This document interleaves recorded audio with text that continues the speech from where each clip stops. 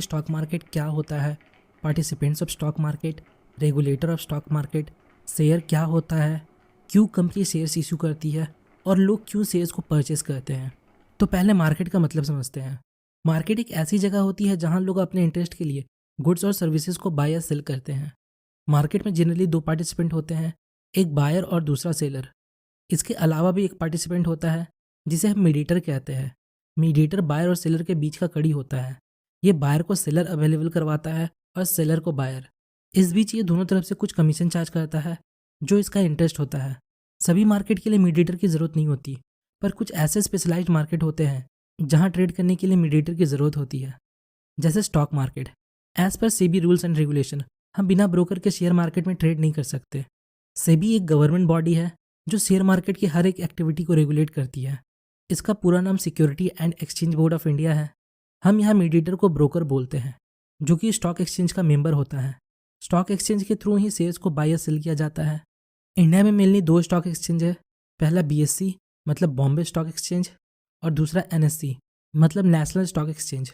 अब आप मार्केट का मतलब समझ चुके हैं, तो जब इस मार्केट वर्ड के साथ कोई स्पेसिफाइड वर्ड जुड़ जाता है तो वो एक स्पेसिफाइड मार्केट कहलाता है। जैसे अगर मार्केट के आगे बुक वर्ड जोड़ दे तो ये एक स्पेसिफाइड मार्केट कहलाएगा, जो होता है बुक मार्केट, जहाँ बुक्स की बाइंग एंड सेलिंग होती है। अगर मार्केट के आगे फ्रूट वर्ड जोड़ दे तो ये होगा फ्रूट मार्केट, जहाँ फ्रूट्स की बाइंग एंड सेलिंग होती है। ऐसे ही स्टॉक मार्केट एक स्पेसिफाइड मार्केट है जहाँ स्टॉक की बाइंग एंड सेलिंग होती है।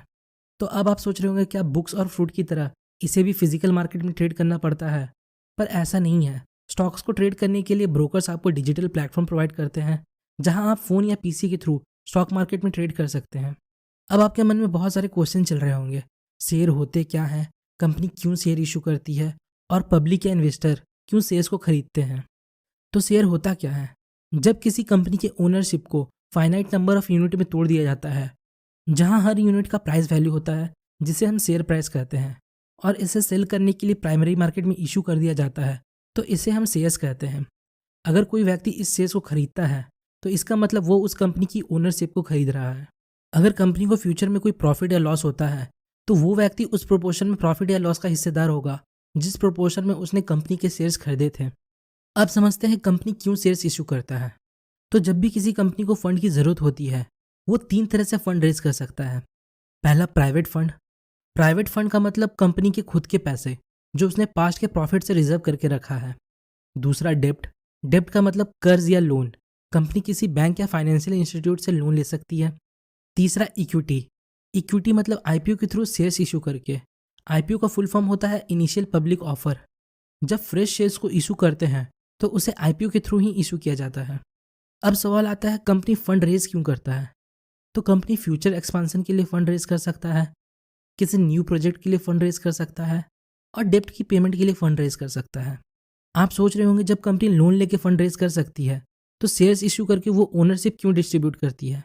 तो इक्विटी रेज करने से कंपनी को बहुत से बेनिफिट होते हैं।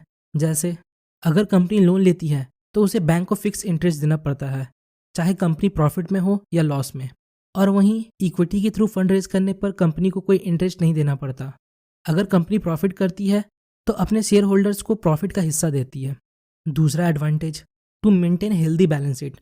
लोन लेने पर बैलेंस शीट में डेप्ट दिखाई देता है जिससे कंपनी की इमेज थोड़ी सही नहीं दिखती और इन्वेस्टर उस कंपनी में इन्वेस्ट कम करते हैं। तीसरा, अगर कोई कंपनी डेप्ट की पेमेंट के लिए फंड रेज करना चाहती है तो लोन नहीं ले सकती, क्योंकि ये तो बेवकूफ़ी होगी कर्ज को चुकाने के लिए एक और कर्ज ले लेना। इसलिए कंपनी शेयर्स इशू करती है। और एंड में सवाल आता है पब्लिक क्यों शेयर्स परचेस करती है जब इसमें लॉस के चांसेस है। तो ऐसा है, शेयर मार्केट में जितने भी लोग इन्वॉल्व है सब पैसे के लिए और प्रॉफिट के लिए इन्वॉल्व है। एक इंडिविजुअल किसी कंपनी के शेयर्स में तभी इन्वेस्ट करता है जब उसे उस कंपनी के फंडामेंटल और पास्ट के डेटा को देखकर उसके फ्यूचर में ग्रोथ की पॉसिबिलिटी दिखती है।